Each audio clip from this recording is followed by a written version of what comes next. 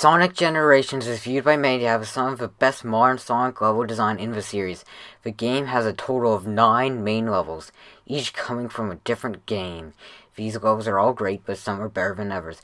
Thus, in this video, all of these levels will be reviewed in order of their appearance.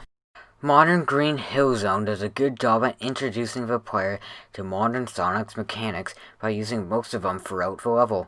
There are sections where you can rail grind, make short hops, slide, sidestep, wall jump, use the homing attack, stomp, and of course boost rather easily. The level's 3D sections are more linear than in the later stages, and there are multiple automated sections which could be cut down.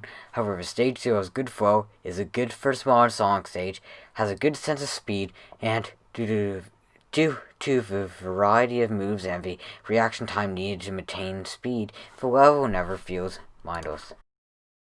The stage starts out with a showcase of how many different pathways are often put in the game's stages, even in 3D. The game rewards you with a 1-up for jumping on a pipe to the side and going through that path. The pipe on the left is more difficult, requiring you to dash into a dash ring and use the lightspeed dash to take a shortcut, which saves time. Having this extra difficult path reward more experienced players who know and are skilled at all of modern Sonic's moves with a shortcut helps increase replayability, and making it optional makes sure that new players can comfortably go through the level without that same level of precision, which is important given that this is still the second modern Sonic stage in the game. The stage also tests the player's ability to sidestep, again in a fairly easy section, though unlike in the sidestepping section in Green Hill Zone, there is punishment for failing to react in time. The 2D parts of the stage have slower water sections, however they can be skipped by going on the harder to reach path, again rewarding the skilled players with speed. The rest of the stage continues having multiple pathways to the end. This stage is full of energy and is thus exhilarating to go through and rewards skillful play. It's what, in my opinion, a boost stage should be. Unlike Chemical Plant, Sky Sanctuary has a larger focus on platforming. You'll be jumping on clouds, egg ponds, and spinning platforms. This stage has an even larger amount of alternate pathways than the previous stages, making this an extremely replayable stage.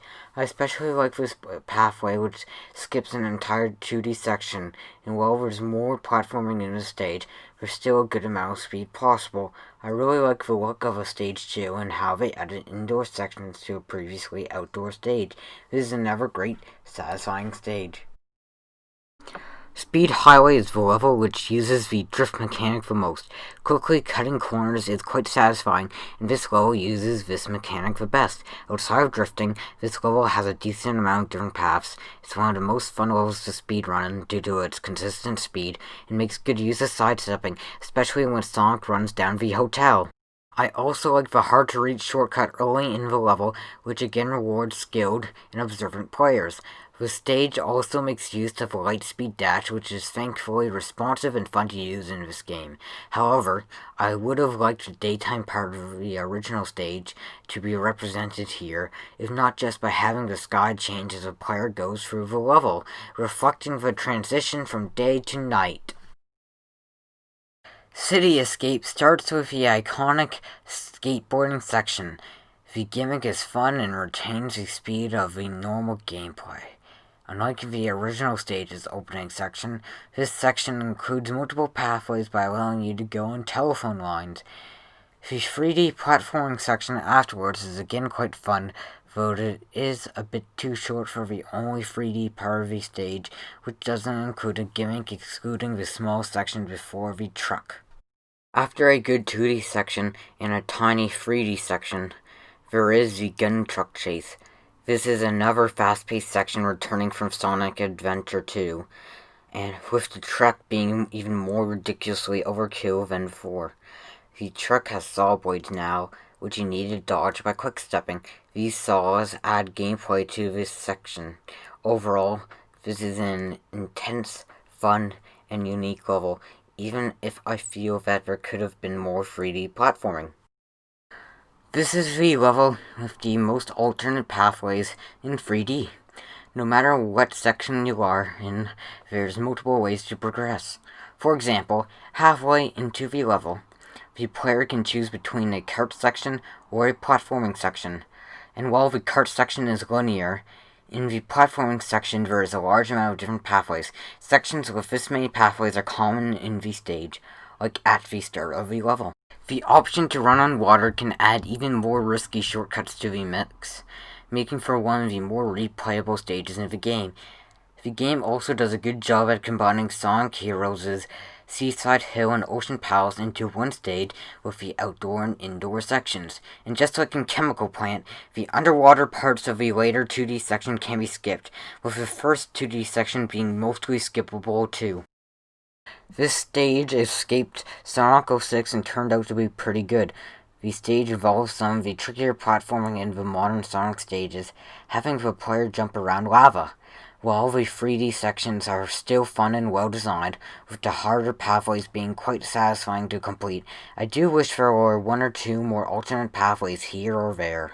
While the final section of the stage is great reimagining of the original stage's super speed stage section, the boulders sometimes come towards you a bit too fast, not allowing you to react in time, making it so you can get hit by them before you can even see them coming.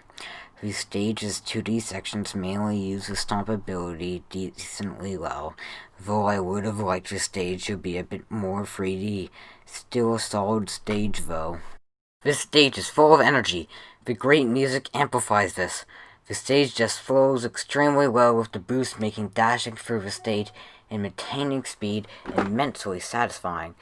The stage definitely uses sidestepping extremely well, having the player use it to dodge lasers, spiky barrels, and buildings.